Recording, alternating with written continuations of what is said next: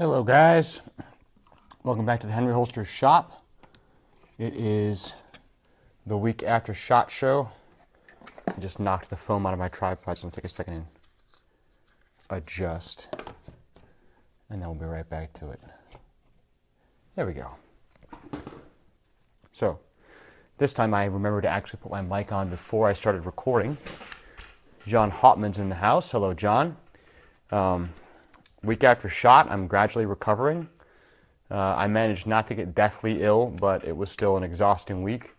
I went out with the guys from MTech USA to make ballistic armor and helmets, and they got a booth. So we had a van full of stuff that had to be driven out to Nevada and back. So I got to see plenty of, I got to see enough of Arizona, New Mexico, and Texas to last me for a while. As usual, if you guys are holster companies, many of you are already doing this. If you're a holster company, please tag your company name in the comments. The Kennedy Company's here. Hello, Tony. Hi, Dean. Hello, North Central Illinois Custom Kydex. Hey, Patrick Rohrman. What's up? Well, a lot of different stuff is up. Could you set that right over there, honey? My wife just stopped by to bring me something to drink. Gray Man Solutions is in the house. Owen Martin is busy shipping stuff that I made and Philster put together. So what's up is this. These are up. I don't know if Tom Kelly is here yet, but if he is, he'll probably have an aneurysm. And these are up. So this is the Carver KKM comp, and this is the Texas Black Rifle Co. comp. I'm playing around with pistol comps right now, just to see what all the hype is about. Done some shooting, a couple different kinds of ammo. With higher pressure loads, I noticed the comp. Hello, Clark. Those new Roland Special holsters are looking pretty awesome. Hello, Mike Hallam. I don't have a tooltip tonight, except that, the topic tonight is getting stuff done. So the tooltip is figure out how best you work in the shop in terms of keeping track of what needs to happen. I have a whiteboard that I keep. I just wiped it down. It's blank today. It's getting ready to get thrown up on there, the next batches of all the molds I'm making, what the specs are, what customers, and what order those are getting cut in. That's how I keep track of my workflow in the shop. If you can't keep track of what has to come next, it's very hard to get stuff done. Yeah, and if you watch other people's live feeds, Patrick, you'll never get anything done. Hello, Alan Painter. Thank you for those files. I have not had a chance to look at them yet, but I saw that you sent them. So Vegas was interesting. I'm not a big city person. Vegas was totally not my flavor.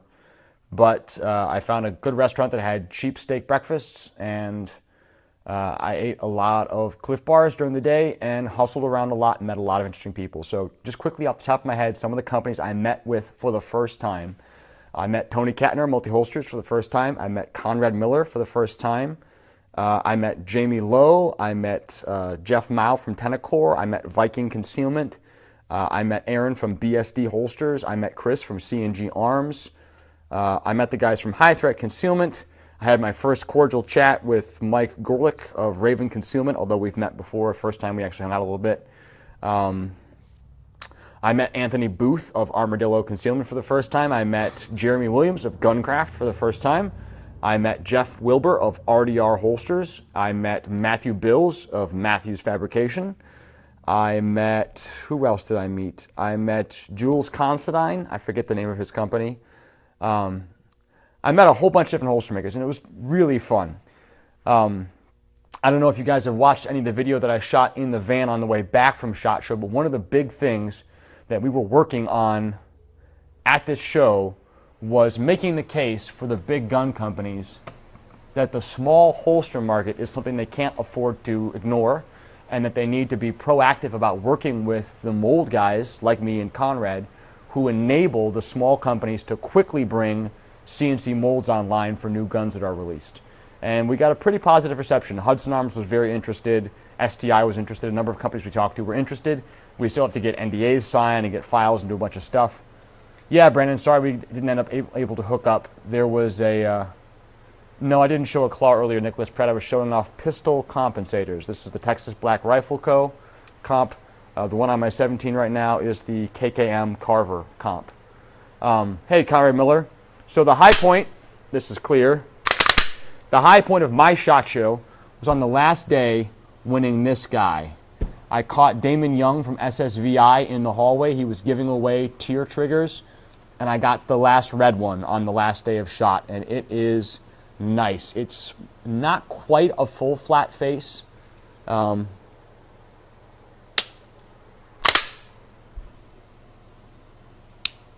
the reset is really crispy. I don't know if you guys can hear this. Listen to this reset. Oh, yeah. Everything else in the pistol is stock. The trigger just, it feels really nice. So I'm excited about that. This Texas Black Rifle comp is going to go on my 19. I've got a couple different slides to play with. And so I'll be throwing this on one of them and setting it up and going out and shooting this some as well. I think we're going to see a lot more guys carrying comps on pistols this year. Some of that's good, some of it's bad. Tom Kelly hates it. I'm kind of indifferent to it. I'm sure we're going to see more RMRs this year, so if you've not already made the jump to making your holsters RMR compatible, get on that because it's going to be more of an issue now than it was ever before. If you just recently joined, please like the feed and please share the feed. I would really appreciate it if you guys would help me reach other holster makers and people in the firearms industry who maybe haven't heard of me by sharing my feed to your page so that folks who know you can check out my work. Hello, Tommy Tice. Thanks for stopping in. So tonight's topic is getting stuff done. And this is a very down and dirty, there are no real rules. You have to do it your way. Hi, Matthew Bills. When it comes to getting stuff done, I knew a guy who used to run, he's a nuclear physicist, like legit nuclear physicist. And he was in charge of a facility that had a nuclear cyclotron and did targeted cancer treatments. And I asked him what his job was there, and he basically said he oversees all the scientists, all the technicians, all the guys that are involved in setting the thing up and running it.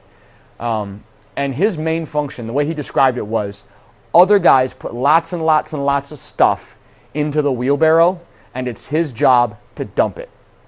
And all he meant by that was that it's his job to make sure that stuff gets done, and that people don't wait and wait and wait trying to get the last 2% done.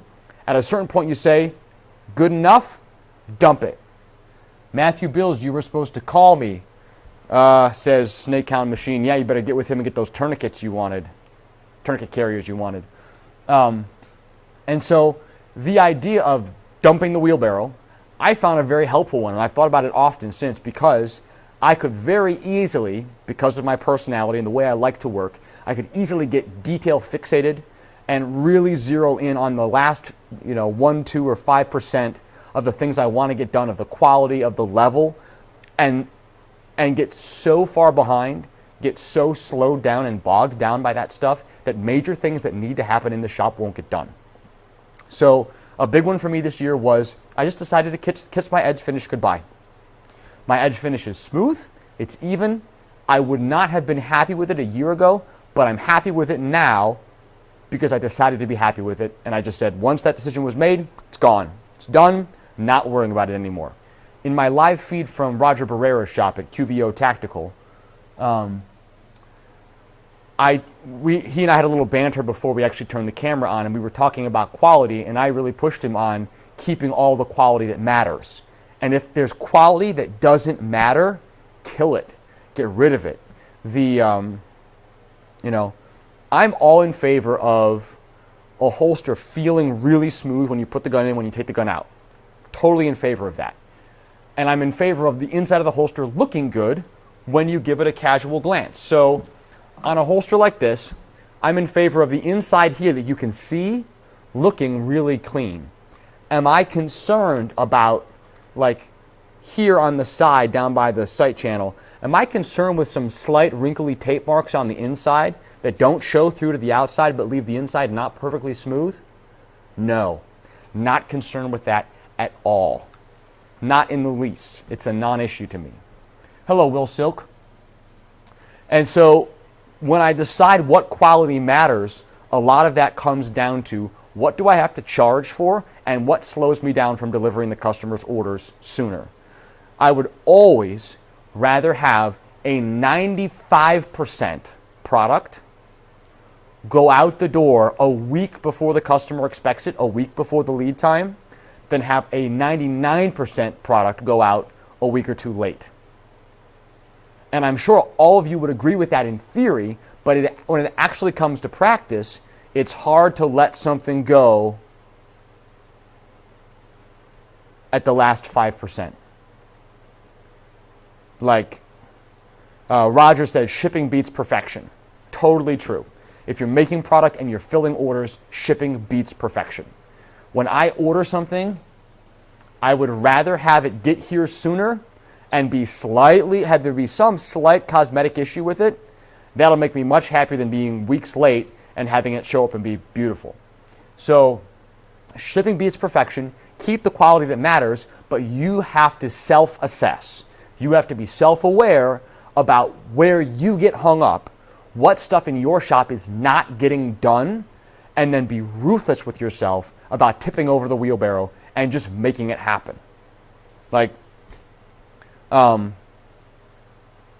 when I clean shop, sometimes I'll come across things that I've kind of hoarded. I'm a little bit of a shop hoarder because it's only me. Nobody else has to be in here yet. New guy starts next month. Nobody else has to be in here all the time yet, and it's just me.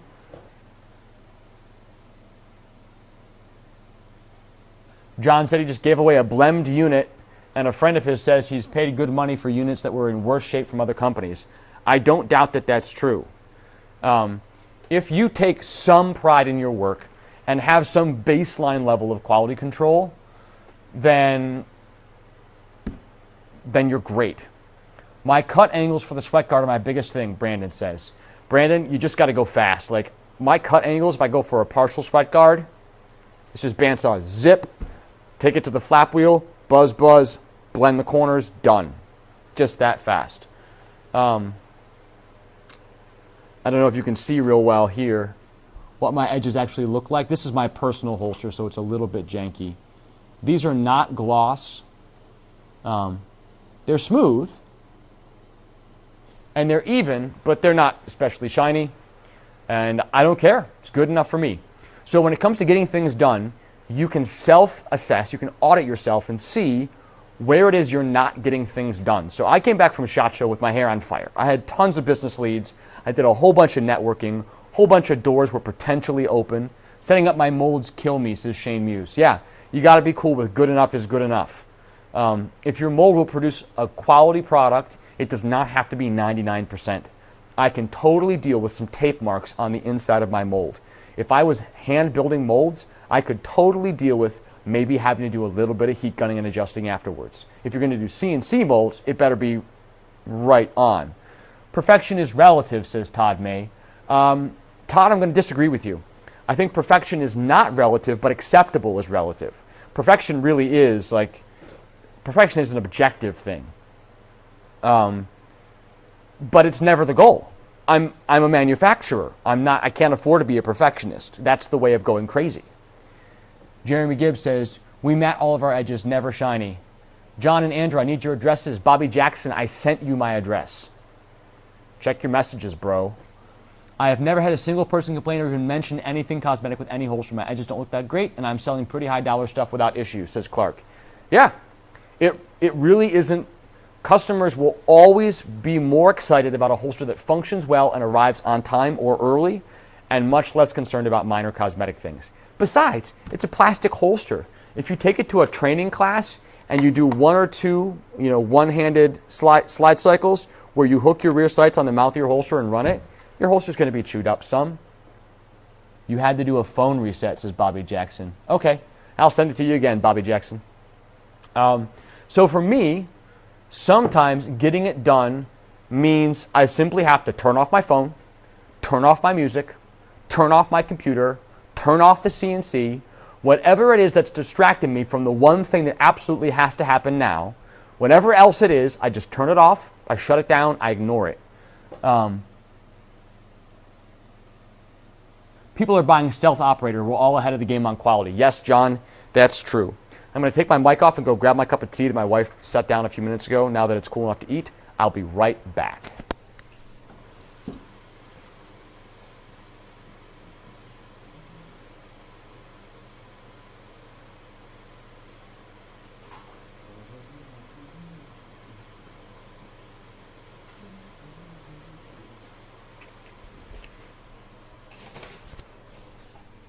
What's up, Andrew, Adrian, Concealment? Hello. Glad you could make it. Don't eat it, says Patrick Warman. Don't eat what? I don't know what you're talking about. I'm feeling pretty good about my quality in comparison to Stealth Operator. I agree. Don't eat the mic, maybe. So, if you find that you have trouble getting it done because you aren't organized enough to keep track of what actually needs to come next, then you need to work on organization. You need to, I should get back to this, it would help me. Hello, Martin Elias Hammond Mujica. I used to have a daily shop schedule, a paper sheet. I printed off a stack of them, and I would get my tea. I would fill in the sheet at the beginning of the day. And it was an order of if nothing else happens today, this one thing must get done.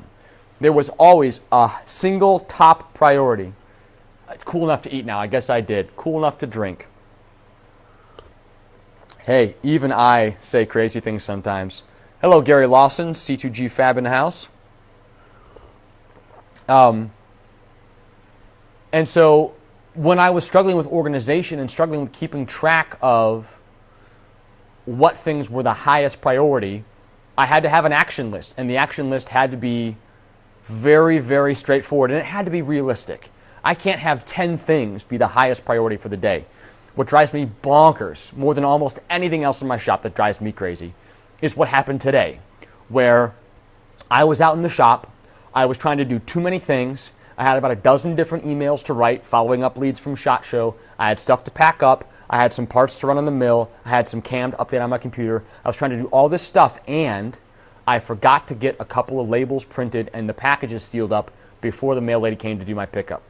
And so I had a couple of packages that were supposed to go out yesterday, and I missed them, and they're supposed to go out today, and I missed it again, so they're going out tomorrow, because yesterday and today, I was so scattered with all the things I was trying to take care of that critical things like this stuff that's finished should ship got missed. That makes me pretty angry at myself usually. Those kind of mistakes I don't take well. I'll make a list and do 2 out of 5 things realistically, says John. It's not bad to have a running list of more than a couple things because sometimes you just need to change gears. Sometimes I'll say to myself, okay, I've had enough of that. I'm going to set it aside. It's not done. I'm going to do something else. I'm just going to leave that project until later. I'll come back to it. It'll get done tonight or tomorrow, and that's fine. I almost missed the mail today, says Patrick. Yeah, I was out here in the shop with labels printed, but not everything was all bubble wrapped and in the boxes and ready to go, and I wasn't going to ask the mail lady to wait, even though she's totally a sweetheart and probably would have waited if I'd asked, because I've shipped more packages than anybody else on her entire route, which is kind of fun. But I decided to just eat it for another day, and they'll ship tomorrow. Other interesting stuff from SHOT Show. Oh, I had some really cool conversations. I've been learning a lot more about ballistic armor. And one of the things I've learned is a bit about the armor rating system. Hello, G&G Tactical. Everything seems to be more important to me for some reason, says Mark Lancaster. Everything seems to be more important than what, Mark? Like any kind of paperwork, accounting, like keeping track of sales tax, doing things like that, like that stuff has to happen. And it's so hard for me to make that stuff stay at the top of my list. I would rather sort hardware and sweep the floor. I love sweeping the floor, but I'd rather do almost any other menial task in the shop rather than deal with taxes or accounting stuff. Sorting receipts is just not fun. Go Hard Holsters is in. Sorry, I'm massively late. Yeah, PJ. So since you're late, as usual, share the feed. Hi, Chris Williamson. Thank you for stopping in. So whatever it is that stops you from getting stuff done, be really honest with yourself about what it is and why it happens. Do you get delayed because you're being a perfectionist? Do you procrastinate and watch YouTube? Are you listening to podcasts? Like, what else are you doing that's preventing you from getting stuff done? Oh, this is very helpful for me. ADHD is no joke and helps keep me focused, says Mike Sedlacek. I like to keep a running list of all the stuff that's current. I usually keep it on my computer so I can easily reference it later and update and delete and move things around. But when it comes to my shop time, I do a lot of these. That's a big index card with lots of stuff crossed out. There are 2 items left out of this entire card's worth. Everything else is crossed off. Everything else crossed off. But I leave that. I just keep these in front of my computer. I'll have a couple of them, 3 or 4 of them. And cross them out as I get them knocked off until everything on the list is done. Crumple it up, round file it in the trash can. That's very satisfying for me. I like crossing things off lists. Steve Martin says, I'm trying to get my wife to learn QuickBooks. I don't want anything to do with it, but it needs to be done. Steve, I would seriously consider actually paying a bookkeeper, an accountant to do QuickBooks because I find it to be fairly counterintuitive, and I would be concerned that if your wife is not already enthusiastic about it, that trying to shoehorn her into doing that may not be a good fit for her, and it might not be good for your business. Accounting mistakes can really, really bite you. One other thing that was awesome in Vegas is there was a Puma factory outlet. So I got myself some sweet new kicks. Some sage green Pumas. Pumas were like my favorite shoes all the way through college. And I hadn't gotten a pair in years, and I have some now, and they are as comfy as I remember. Hello, Ryan. Triton Holsters in the house. Chip Ream says, I had to take the computer out of the shop. I have days, obviously, social media marketing, putting content up on Instagram is a big part of what I do to advertise my business. And I can't just go dark for weeks on that. But I also have to be able to turn it off when I need to. Hello, Stephen Oliviera. Hi, John Schmitling. Had a blue pair? Yeah, I really like Pumas. I like Pumas and Onitsuko Tigers. Those are some of my favorite shoes to wear because they're both lightweight, they're comfy. I'm a pretty springy, fast-paced kind of guy, and heavy footwear bogs me down. I don't like it. Other people I kind of geeked out at SHOT Show. I ran into Matt Graham and ambushed him. If you're not familiar with Graham Combat, check out his stuff. Very good. Spartan EDC Concepts checking in. Thank you for stopping by, Spartan EDC, Justin. I also grabbed Matt Jakes. I forget the guy's name. One of the actors from 13 Hours. Caught him. Got a picture with him. That was fun. SHOT Show was really interesting. There was a lot of, Tom outclasses us all 10 to 1 on shoes. I don't even, when it comes to Tom and shoes, I don't even go there. And I met Tom Kelly and his wife, which was really fun. The dude from the unit, I forget his name, but he was totally awesome. I ran into him at the Venetian at like 12:45 in the morning and grabbed a quick picture with him. And if I'd been thinking, I would have given him a free holster, because I had one with me, and I would have given him a card, and what I would have said, anytime you need any gear for your next film, call me. But I whiffed. I missed my chance. Oh, well. Did the guys at Inforce give any info when the new models might be available for holster makers or the public? Alan, I did not have a chance to talk to the guys from Inforce, although I did eavesdrop on their conversation at the High Threat Concealment booth where they were showing the light to the High Threat guys. And High Threat Concealment did a Facebook Live announcement about it, I think at like 4 p.m. on Thursday, of SHOT Show about the new lights. I did get to check them both out. I did post some pictures on my Instagram of some of the dummy lights that were on guns in the HTC booth. Hello, John Tribe, 101 Holsters. JT, I don't even know if you're even doing 101 Holsters anymore. I have no idea. I'm out of the loop on that. But welcome, JT. The APLC is definitely its own mold. Going to be a new thing. I'm still scratching my head about the XC2. I don't understand what Surefire was thinking. Who was asking for a laser? Beyond me. But I think there's a very good chance that if the APLC works well, that the XC2 will die an early death. Hey, Codex Wars. So once you audit yourself and you figure out why it is realistically that you have trouble getting stuff done, tell somebody else about it. Who asked for a cell phone case with a light? Yeah. Shane from Griffin Consume-It. I'm just saying no to the XC2, says PJ. I intend to as well. I don't intend to offer it. Not going to bother. What were they thinking for the XC1? So Ryan, I'm not convinced the XC1 was a bad idea. A small light that doesn't increase the holster size very much. It's got a single AAA battery that mounts from the face, so it's easy to get in and out. I don't mind the XC1. I don't carry it. I know a lot of guys, it bothers them, and there are some issues with the switching so that it's hard to run one-handed if you've only got your shooting hand, dominant hand on the gun. But, you know, I would rather have the XC1 than no light. It's better than nothing.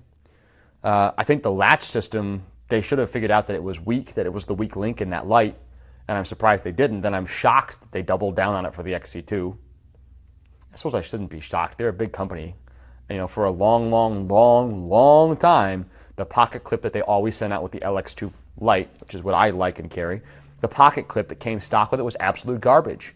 And it would always break, and you just get a warranty one from a different model and replace it, and it would work fine. But they kept sending out the same clip that breaks and breaks and breaks and breaks over and over and over.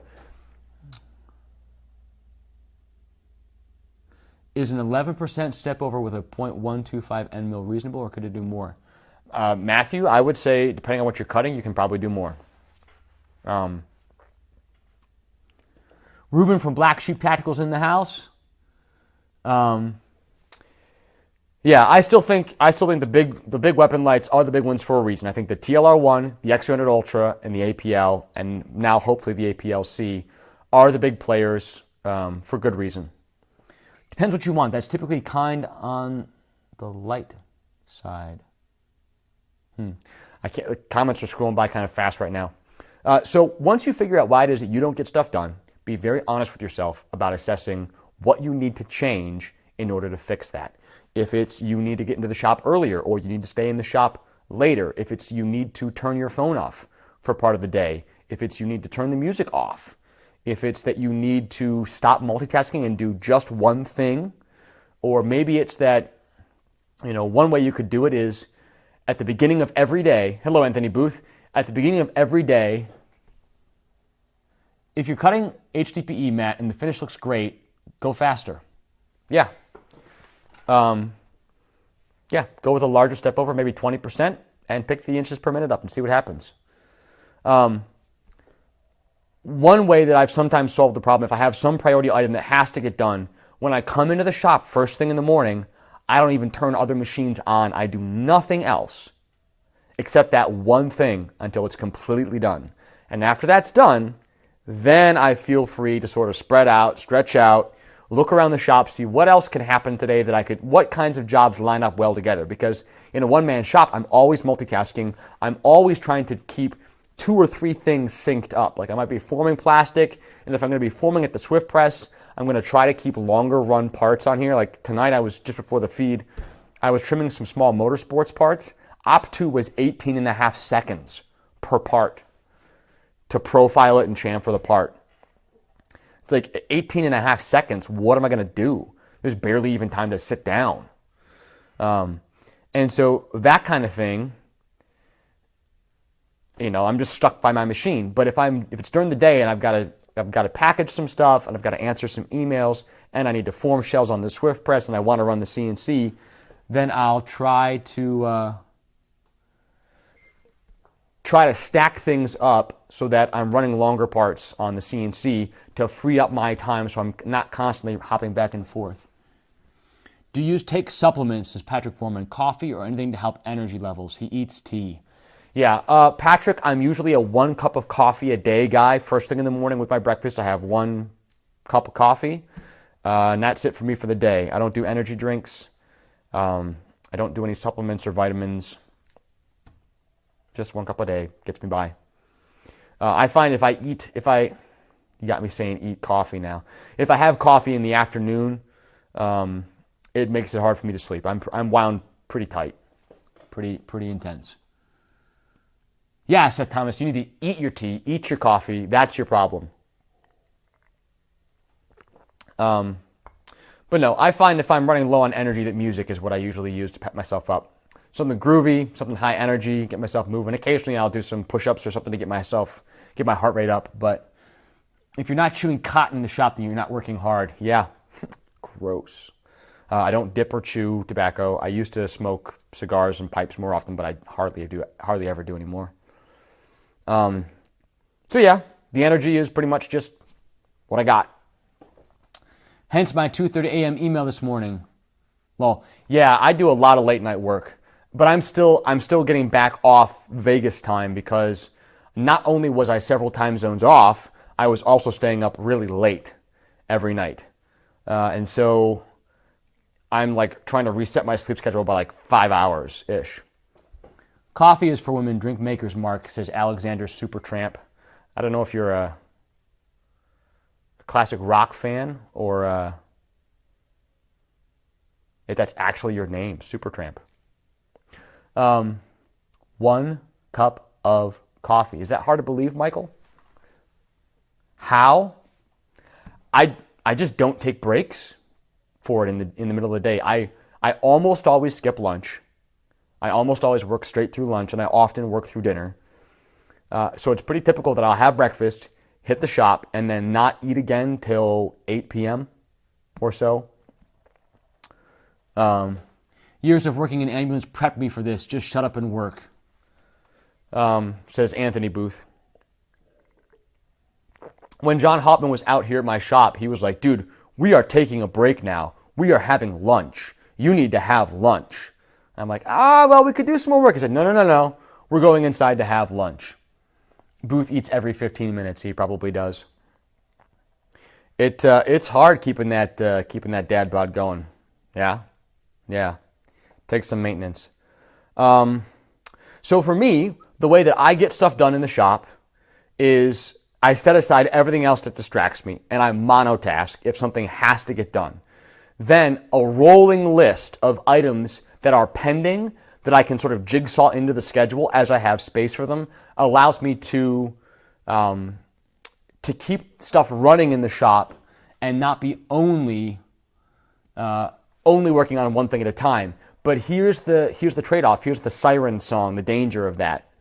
If I'm trying to do a couple of different things, it's always tempting to pick the lowest priority thing that's most satisfying to do and bump it to the top of the list. So the things that I don't want to do, things that are going to be difficult or painful to work through, just slow and tedious, it's very easy for those things to get bumped down the list. I have to be honest with myself about that. I like to put off the unpleasant work. Everybody likes to put off the unpleasant work. If I had the choice between forming 100 holster shells on the Swift press or sitting down and hacking through a difficult CAD product, a light bearing outside the waistband holster or something like that, I'll form holster shells all day. That's mindless. It's easy. Eat every hour and a half. Got to get back to production, says Martin. Thank you for stopping in. Appreciate your time. Please do watch the rest of it later. It's going to be a little bit shorter than usual tonight because I've got some other stuff I still have to do here in the shop. And then I'm making myself go to bed earlier because I was up stupid late last night answering emails, putting together invoices, doing all kinds of stuff, and it's just got to stop. Otherwise, I get on a schedule that doesn't work with my family, and I miss I'm never home for dinner with my family, and that just doesn't work well. So over the next few weeks, I'm going to be playing with some pistol comps. If I have time, I'm going to cut some slides for RMR. One of the 7 habits of highly successful people is to prioritize things into 1, 2, 3. 1 being most important, 2 being next, and 3 being distraction. Yeah, there are a lot of distractions. I'm endlessly distractible. I could watch YouTube videos of industrial machine processes for hours a day. I could get, Wikipedia. I could read endlessly on Wikipedia. You ever want to read a cool Wikipedia article? Look up the Halifax. I can't even speak. Look up the Halifax explosion, the largest man-made non-nuclear explosion in history. World War I, munition ship blew up in Nova Scotia, killed a whole bunch of people. Pretty awful. You got to treat yourself as though you're someone you like. Oh, I got you, John. Yeah, treat yourself well. Like if you cared about you, would you let yourself take breaks for lunch? If you were an employee that you liked, would you let them take breaks for lunch? How many days do you take off, Brett? Just Sundays. Yep, only Sundays. So I'm out in the shop 6 days a week. I don't like to do, some guys really like to know exactly how many hours they put in per week. I don't like to know that number, and so I don't track it very carefully. I have a general idea in any given week, roughly what time I started and what time I ended in the shop each day, but I don't run a time clock. I don't clock myself in and out. Bobby says, check out Franklin Covey's 5 Choices for Extraordinary Productivity. Bobby, I will check that out. So I think the biggest key, and I've said it several times already, but I'll close with this. The biggest key to getting stuff done is being honest with yourself.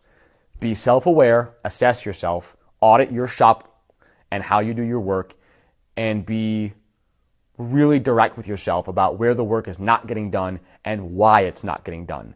Until you name the problem, until you describe it clearly and don't hedge about it, it's going to be hard for you to actually develop a solution that works.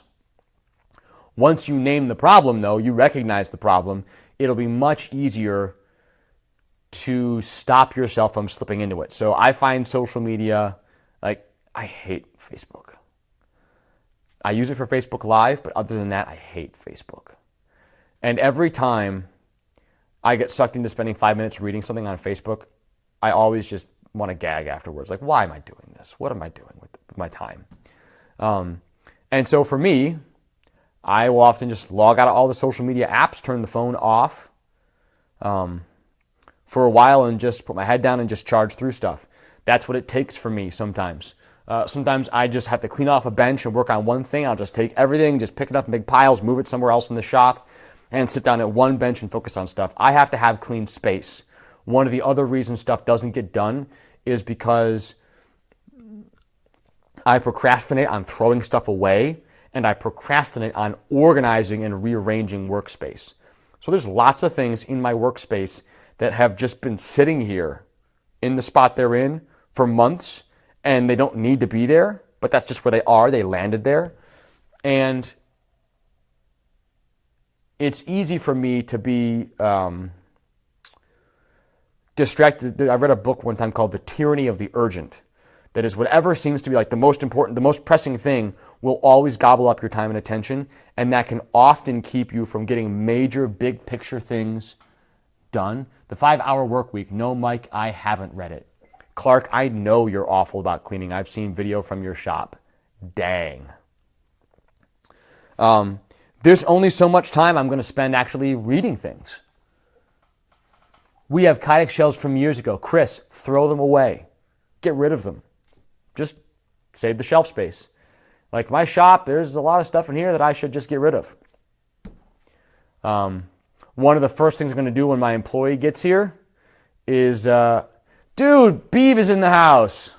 Hello, Mighty Beeve. Thank you for stopping in. We're just talking about how to get stuff done and being honest with yourself about what prevents you from getting stuff done. So for me, like my website, I talked to Beeve about this at SHOT Show last week. My website is not mobile friendly. You know why I don't get that done? Because I hate working on my website. It's not a physical thing I can hold in my hands. When it's done, it's never done. There's always something that doesn't feel quite done. It never works exactly the way I want, and I find it incredibly frustrating. So I put it off and put it off and put it off, which means I end up going months and months and months and months and months with a website that's just wretched on mobile, and I end up not paying for Facebook ads and not paying for Instagram ads because I'm not going to pay money to send somebody to my broken website. My problem is space, says Clark. It's difficult to clean. 252 holsters in the house.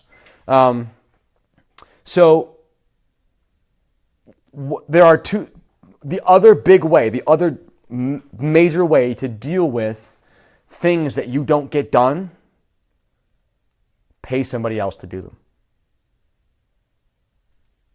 Pay somebody else to do them. Clark, pay somebody to come clean your shop. I'm dead serious. Find a high schooler and pay him to come by one afternoon a week, or whenever you're working, pay him to come by sometime when you've got work to do and they won't be in your way. Pay them to come and just clean. Every week, clean. I pay a bookkeeper. I pay a CPA. I need to pay a web guy. Beav, that's you. Invest in people and outsource. Yeah, I mean, find somebody who's got the chops to do what you need to do and free up your time to make money doing what you're good at. Like, I'm good at running this machine. I'm not good at QuickBooks. It would be stupid of me to let this machine sit idle so I could slog my way through QuickBooks. We have 1 day per week cleaning guy. Huge help, says Mark Lancaster. Yeah. I like to clean in my shop. It's relaxing for me, so I don't currently pay somebody to come in and clean, but it probably wouldn't be bad. Once I have employees, plural, we're going to have dedicated cleaning time. When I was a violin making student, we always had, sometimes I bring my kids out here and give them each a shop vac and just say, vacuum the floor. The end of the day, Friday, every week was clean up the shop time. And for like an hour, everybody in the shop just put aside what they were working on and everybody cleaned. All the benches got cleaned up, all the countertops got cleaned off, the floor got swept, trash taken out, machines vacuumed off, all the bits rearranged and put away. It just so that Monday we could always start fresh. I love coming into a shop and starting fresh with the benches clean, the tools organized, everything in its right place. It's discouraging to come into the shop and have stuff be out of order, not be able to find things right off the bat, have my tables under piles of junk.